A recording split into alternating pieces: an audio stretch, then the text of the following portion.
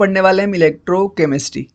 इसके पहले हमने शॉर्ट नोट्स बहुत सारे करवा दिए हैं, अगर आप नहीं देखे हैं तो भाई आप ज्वाइन करो चैनल पे, जाओ देखो प्लेलिस्ट मैंने बना दी है। बहुत आपके लिए फायदेमंद चीज़ होने वाली है। अगर आपका एग्जाम भी आ रहा है, मिड टर्म आने वाला है, आपका मेन एग्जाम भी आएगा, तो क्वेश्चंस आपके मिल जाएंगे इसी में से, श्योर रहो, ठीक है ना। सारे फार्मूले यहाँ पे आपके कवर हैं तो मिल जाएंगे। चलो स्टार्ट करते हैं। सबसे पहले हमको क्या पढ़ना है यहाँ पे, देखो इलेक्ट्रिलिटी कंडक्टेंस सब टॉपिक हमारा है इलेक्ट्रोकेमिस्ट्री के अंदर। इसमें से पहले पढ़ना है हमको रेजिस्टेंस को। तो रेजिस्टेंस R इक्वल टू होता है V अपॉन में I। Resistance R equal to होता है V अपॉन में I, जिसकी यूनिट होती है क्या, आपकी ओम। पहला क्लियर।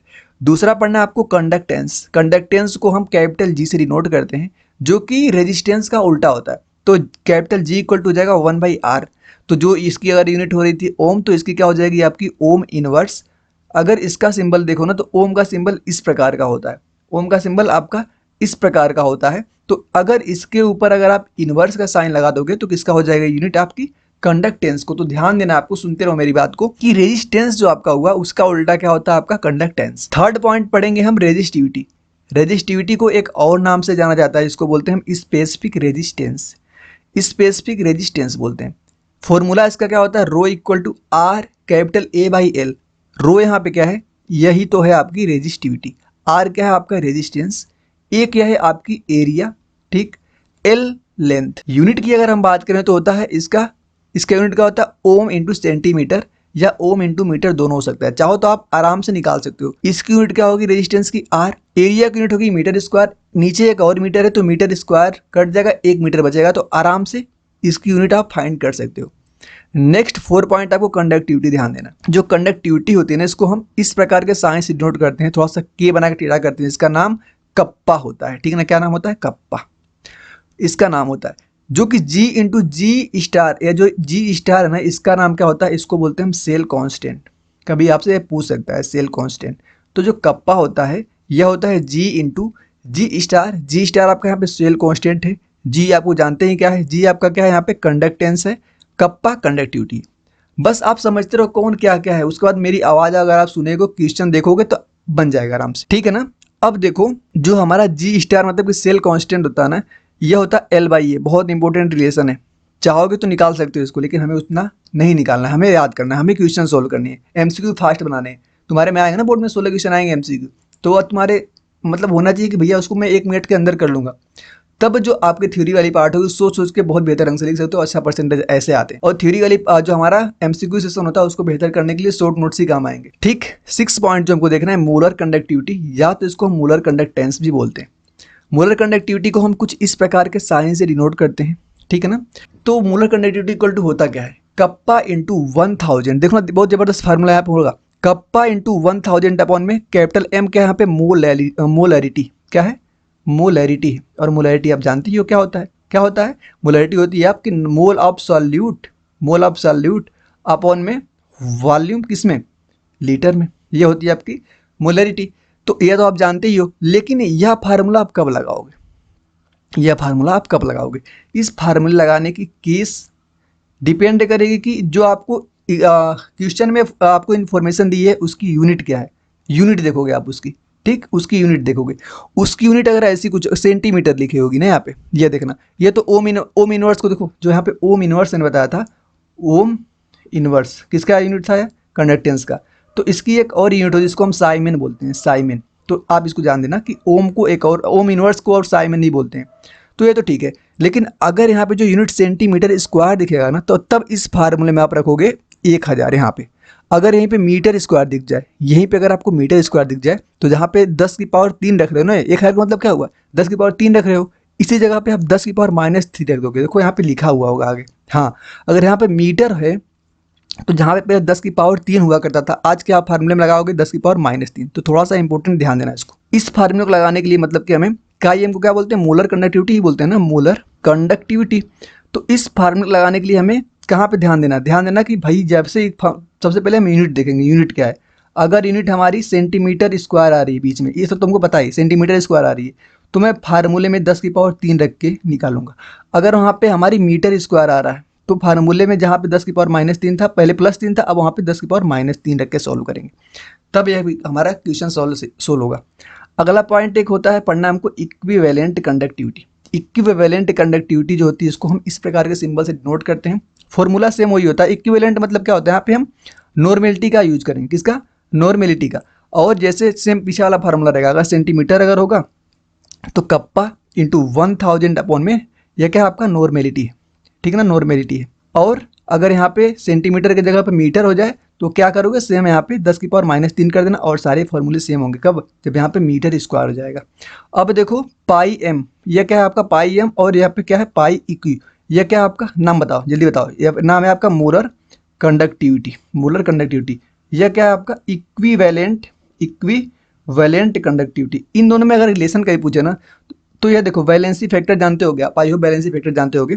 नहीं जानते हो तो कोई दिक्कत नहीं, कमेंट करना, मैं समझाऊंगा आपको, क्योंकि यहाँ पे तो भाई शॉर्ट नोट्स बताऊंगा तो ज़्यादा हो जाएगा फिर। वैसे वैलेंसी फैक्टर निकालने के बहुत तरीके होते हैं। तो अगर हम कभी भी इक्विवेलेंट में वैलेंसी फैक्टर से मल्टीप्लाई करें तो हमको मोलर कंडक्टिविटी मिल जाती है। बहुत इंपॉर्टेंट लेसन ये वाला है, ये लेसन बहुत इंपॉर्टेंट है।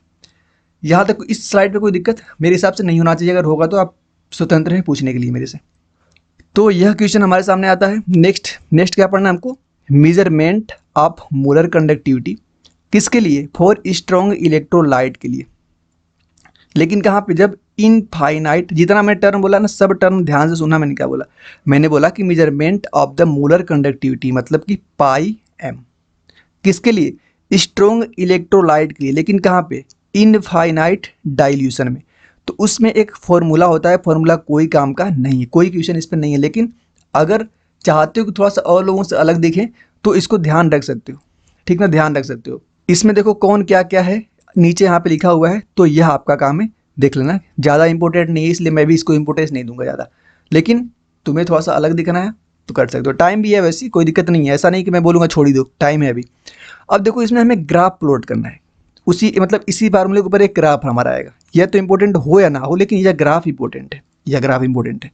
तो स्ट्रॉन्ग इलेक्ट्रोलाइट के लिए अगर हम एक ग्राफ प्लॉट करें, किसके किसके बीच में, पाई एम के बीच में और √c के बीच में, तो वह ग्राफ हमारा कुछ इस प्रकार बनता है। इस वाले ग्राफ को क्या बोलते हैं, इस ग्राफ को हम बोलते हैं भाई, यह ग्राफ आपका स्ट्रेट लाइन का है। कैसा, स्ट्रेट लाइन का।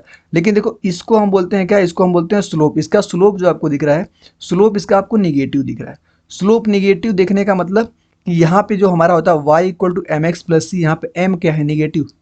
m है क्या, b, यहाँ पे b जो है आपका देखो इस इक्वेशन को मैं y = mc से क्या करूँ, mx + c से अगर इसको मैं क्या करूँ, कंपेरिजन करूँ, तो यहाँ पे जो m है यहाँ पे क्या है -b के बराबर। तो यहाँ पे जो स्लोप इसका आएगा, बोल सकते हो कि जो tan थीटा बराबर क्या है, b बराबर क्या है, स्लोप, बोल सकते हो ना, हाँ भाई। अब देखो एक और साइंटिस्ट है जिनका नाम क्या था, कोलराउस। क्या नाम था, कोलराउस। इन्होंने क्या किया था, एक फॉर्मूला दिया था, सिंपल सा था। जैसे मान लो हमारे सामने कोई रिएक्शन लिखी होगी, मैं लिखूंगा नहीं, समझ जाओगे। यहाँ पे देखो हमारी जो मेन रिएक्शन होगी ना, AXBY, AXBY क्या है, यहाँ पे नंबर है, ए का कितना नंबर है, बी का कितना, बी का कितना, जैसे यहाँ पे A2 B3 भी हो सकता है, ठीक है ना। तो इसको हम लिखते कैसे, इनफाइनाइट डायल्यूशन, इसका मतलब होता है इनफाइनाइट डायल्यूशन पे हम यहाँ पे इक्विवेलेंट कंडक्टिविटी बता रहे हैं। तो सिंपल होता है कि एक बार इसका लिखो, लेकिन इसके साथ जो नंबर है उसके नंबर से इसके ऊपर क्या कर दो, पावर लगाओ। एक बार इसका लिखो और इसके नंबर इसके ऊपर क्या लगा दो, पावर विथ साइन के साथ, ठीक है ना, इजी है। यहाँ पे देखो क्या लिखा है मैंने कि ऑन डाइल्यूशन पाई एम, पाई इक्विवेलेंट इंक्रीज करेंगे, मतलब डाइल्यूशन करेंगे तो ये इंक्रीज होगा। तो इससे कंक्लूजन क्या निकला कि अगर हम डाइल्यूशन बढ़ाएंगे, डाइल्यूशन मतलब अगर हम पानी, डाइल्यूशन मतलब बढ़ाना क्या, पानी मिला रहे हो आप, पानी मिलाओगे तो कॉन्सेंट्रेशन क्या होगा, उसका घटेगा, ठीक। तो बस इतना ही जानो, ज़्यादा दिख रहा है यहाँ पे, इसको ध्यान मत दो, क्योंकि तुम्हारे ऐसा तो है नहीं कि हर चीज़ हमारे लिए इंपॉर्टेंट ही हो, तो इसको ध्यान मत दो। इस पॉइंट को देखो, फार्मूला बस इसको देख लो, वैलेंसी फैक्टर नीचे आ रहा है, तो ठीक है ना, वैलेंसी फैक्टर नीचे आ रहा है। पीछे जो फार्मूला पढ़े थे ना वही वाला फार्मूला है, पीछे हमने क्या पढ़ा था, पाई एम इक्वल टू पढ़ा था ना कि पाई इक्विवेलेंट इंटू वैलेंसी फैक्टर, वही फार्मूला वहाँ पे कहाँ पे था, वहाँ पे किसी चीज़ पे था, लेकिन यहाँ पे इनफाइनाइट बस यहाँ पे लगा दी और कोई यहाँ पे अंतर नहीं। 15 देखो, डिटरमाइन करना है हमको क्या, DOD, डिग्री ऑफ डिसोसिएशन, जिसको हम बोलते हैं अल्फा, किसके लिए, वीक इलेक्ट्रोलाइट के लिए। तो आप यह फार्मूला लगाओ, फार्मूला बस ध्यान देना। एक formula to determine the dissociation of the KA और KB, KA और KB क्लास 11th में आप इक्विलिब्रियम पढ़े होंगे, तो वहाँ आपको जरूर देखने को मिला होगा इक्विलिब्रियम टॉपिक में, ठीक है ना। तो यह वहाँ से एक फार्मूला निकल के आता है, KB जो होता है C∝² के बराबर होता है, KA और KB दोनों जो होता है C∝² के बराबर होता है, तो यह तो आपको पता होना चाहिए। अब बात करेंगे हम ionic conductivity at the end mobility, किसके लिए, आयंस के लिए। तो वह जो होती है आपकी, यह जो फार्मूले हैं देखो जो मैं नहीं कहूँगा पढ़ने को ना वो नहीं पढ़ना है भाई, ज़्यादा दिमाग मत लगाना, क्योंकि मुझे इतना पता है सही गलत तो हम मैं मतलब पहचान गए हैं कि क्या आपके लिए इंपॉर्टेंट है क्या नहीं। यह मैंने बोला कि ये नहीं पढ़ना है तो नहीं पढ़ना है। बोलोगे भैया क्यों लिख दिए? मैंने इसलिए लिख दिया क्योंकि मुझे मैं जब जिस तैयारी कर रहा था मुझे इंपॉर्टेंट लगा, लेकिन बोर्ड के लिए इंपॉर्टेंट नहीं है इसलिए नहीं बोल रहा हूँ। बोर्ड के लिए जो इंपॉर्टेंट है बता रहे हैं। यहाँ पे देखो एफ जो है फैराडे कांस्टेंट, एफ को बोलते हैं, यहाँ पे जो एफ दिख रहा है फैराडे कांस्टेंट, जो कि होता है आपका 96,500 गुलाम पर मोल। इतना आपको पता करना है। अब आते हैं अपने अगली स्लाइड पे। यहाँ पे देखो ट्रांसपोर्ट या तो हीटोर्प्स नंबर एक होता है, ठीक। तो इसका फॉर्मूला ये होता है, नहीं पढ़ना है आपको, 18 नहीं पढ़ना। पढ़ना आपको यहाँ पे नर्स्ट इक्वेशन 19 नंबर इंपॉर्टेंट है। Nernst equation E equal to E naught minus 2.303 RT upon में NF log base 10 into Q. यह हो गया आपका क्या, बता दे रहा हूँ कौन क्या क्या यहाँ पे है। ये आपका EMF है, ठीक ना, ये आपका EMF है और ये भी EMF, लेकिन कब जब टाइम जीरो था। R आपका यूनिवर्सल कांस्टेंट, T आपका है टेम्परेचर, N आपका है नंबर ऑफ इलेक्ट्रॉन, F आपका है फैराडे, ठीक है ना।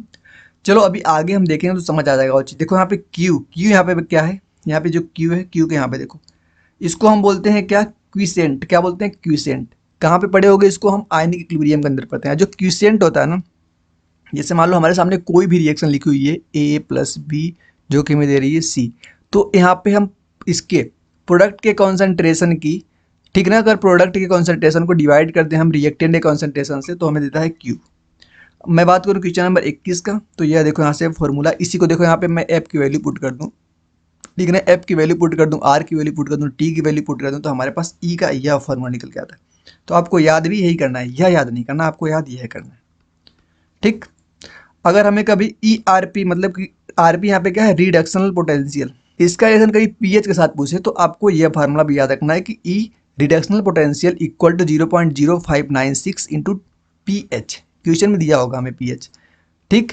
और यह इंपॉर्टेंट फार्मूला दिख रहा है आपको। ई सेल कभी निकालना हो तो आप क्या करोगे, रिडक्शन पोटेंशियल आप कैथोड माइनस करोगे रिडक्शनल पोटेंशियल ऑफ एनोड। यह फार्मूला पीछे आप देख के ही आ रहे हो, ठीक। अब देखो यहाँ पर relation between the delta G and the EMF के बीच में एक रिलेशन होता है, delta G equal to minus NF into E cell, ठीक है ना। यह भी आपके लिए एक इम्पोर्टेंट फॉर्मूला है, तो ध्यान देना इसको, इसको ध्यान देना जो मैं रंग रहा हूँ, ठीक है ना। नीचे आते हैं, यह देखो W जो यूजफुल जो होता है NF सेल के बराबर होता है। अब बताना हमको relation between the standard gives energy, ठीक है ना, gives energy change delta G बोलते हैं और इक्विलिब्रियम के बीच में, तो उसका जो रिलेशन आपको ध्यान देना है वह होता है के इक्विलिब्रियम इक्वल टू 10 की power minus delta G naught upon में 2.303 RT। तो यह आपके लिए इंपॉर्टेंट है, इसको ध्यान देना आप। क्लियर है यहाँ तक? चलो आगे देखते हैं। आगे आपका है फैराडे का फर्स्ट लॉ। ये देखो फैराडे का फर्स्ट लॉ में क्या होता है, देखो यहाँ पे ध्यान से, इन्होंने बोला था फैराडे ने कि जो हमारा W होता है ये बराबर होता है किसके, Q के। तो W इक्वल टू ZIT एक फॉर्मूला निकल के यहाँ से आपका आ जाता है। पहला फार्मूला फैराडे का इंपॉर्टेंट है, ध्यान देना आपको। तो W होता है, कैसे आप इसको निकालोगे, W इक्वल टू यहाँ पे आप EQ अपॉन में 96,500 यह भी फार्मूला लगा सकते हो, या तो EIT अपॉन में 96,500, ये दोनों फार्मूले आप इसमें कैलकुलेट कर सकते हो। अब यहाँ पे जो E दिख रहा है मैं W के नीचे ला दूँ तो E इक्वल टू क्या होगा, W/E, ठीक है ना। इसको हम बोलते हैं क्या, नंबर ऑफ ग्राम इक्विवेलेंट बोलते हैं इसको। तो आप बराबर कर सकते हो किसके, Q अपॉन में 96,500, और Q इक्वल टू होता है I इंटू टी अपॉन में 96,500। तो आप इनडायरेक्टली इस फार्मूले को ध्यान दो जो मैंने यहाँ पे रेड कलर से लिखा है, सारे क्वेश्चन आपके बन जाएंगे यहाँ से। फैराडे का सेकेंड लॉ जो आपका था वह क्या बताता है आपका, W1 अपॉन में W2 जो कि बराबर होता है E1 अपॉन में E2 के। तो आप इसको इधर उधर कन्वर्ट करके आप ये रिलेशन भी याद रखना। सिंपल यही इनका लॉ ही है। फर्स्ट लॉ में क्या इन्होंने बोला था कि, फर्स्ट लॉ में इन्होंने क्या बोला था, एक मिनट, कि W Q के डायरेक्टली प्रोपोर्शनल होता है। सेकेंड वाले में इन्होंने क्या बताया था कि W अपन में W1 अपन W2 जो होता है E1 अपन में E2 के बराबर होता है, ठीक। वैलेंसी फैक्टर निकालने के लिए बता दे रहा हूँ मैं, चेंज इन ऑक्सीडेशन को रिएक्शन लिखिए, उसमें कितना ऑक्सीडेशन स्टेट में चेंज हो रहा है, इनटू नंबर ऑफ एटम, कितने नंबर ऑफ एटम है। कोरोजन बोलते हैं रस्टिंग ऑफ आयरन को। सबसे लास्ट पार्ट जो आता है हमारी इलेक्ट्रोकेमिकल सीरीज को पढ़ना स्टार्ट करेंगे। इलेक्ट्रोकेमिकल सीरीज जो हमारी होती है, आपको अगर याद है तो ठीक है, नहीं याद है तो आप कोई ट्रिक बना के याद कर सकते हो। मुझे जो ट्रिक याद है कहो तो मैं बोल देता हूँ। मुझे ऐसे याद है, किली बासर काना मगाल मंजन कर फेकट कोनी सन पबा कुआ बटो, मुझे पूरी याद है। आपकी अलग ट्रिक हो सकती है, कोई मुझे दिक्कत नहीं है। तो इसमें देखो कि जैसे जैसे हम नीचे जाते हैं ना, जैसे जैसे हम नीचे जाते हैं तो यहाँ पे क्या होता है, रिएक्टिविटी घटती है। तो सीधे याद रखना कि रिड्यूसिंग पावर जो होती है वह इनवर्सली प्रोपोर्शनल होती है किसके, एस आर पी के। मतलब कि एस आर पी का यहाँ पे standard reaction potential, reducing power अगर इसके डायरेक्ट इनवर्सली प्रोपोर्शनल है तो एस ओ पी के डायरेक्टली प्रोपोर्शनल होती है। एस ओ पी के यहाँ पे standard oxidation potential. Oxidising power जो होती है इसकी उल्टा हो जाएगी, रिड्यूसिंग पावर जो होती है उसकी उल्टा हो जाएगी। उसके बाद देखो यहाँ पे जो टर्म लिखा है कि unmoving the top to bottom, जब हम टॉप से बॉटम आते हैं तो ECS इस सीरीज में क्या होती है, ऑक्सीडाइजिंग पावर बढ़ती है, रिड्यूसिंग पावर घटती है। जब हम टॉप से बॉटम जाते हैं तो इस सीरीज में reactivity of the metal decrease करती है and reactivity of the non metal increase करती है। दोनों पॉइंट इंपॉर्टेंट है। जैसे यहाँ पे लिखा है रिएक्शन BaMgCl2, तो BaCl2 बन जाएगा, Mg बन जाएगा। लेकिन अगर कहीं पे MgBaCl2 बना हो तो यह रिएक्शन आगे नहीं होगी। क्यों? क्योंकि Ba को Mg रिप्लेस नहीं कर सकता। क्यों? क्योंकि देखो Mg यहाँ पे, Ba ऊपर है, ठीक है ना। तो Mg नीचे वाला ऊपर को नहीं कर सकता रिप्लेस, ऊपर वाला नीचे वाले को डिस्प्लेस कर सकता है। तो यहाँ पे ने क्या लिखा, ऊपर वाले मेटल एटम को नीचे वाले को रिड्यूस कर सकते हैं, ठीक, नीचे वाले नहीं कर सकते। हिंदी में चाहो तो लिख लो आराम से, नहीं समझ आ रहा हो तो। किधर मेटल्स, वही बात यहाँ पे लिखा है। ऊपर वाला ज़्यादा एक्टिव होता है तो नीचे वाले कम एक्टिव होते हैं, तो उसको क्या करता है, सोल्यूशन से निकाल के फेंक देता है। तो मैंने हिंदी में लिख रखा है, पढ़ना हो तो आप पढ़ोगे तो पूरा समझ जाओगे। तो इस प्रकार हमने इसको भी आपके लिए खत्म कर दिया है। कुछ नहीं बचा, कुछ बचा हो तो कमेंट है आपके पास, बोलो। ठीक है, धन्यवाद।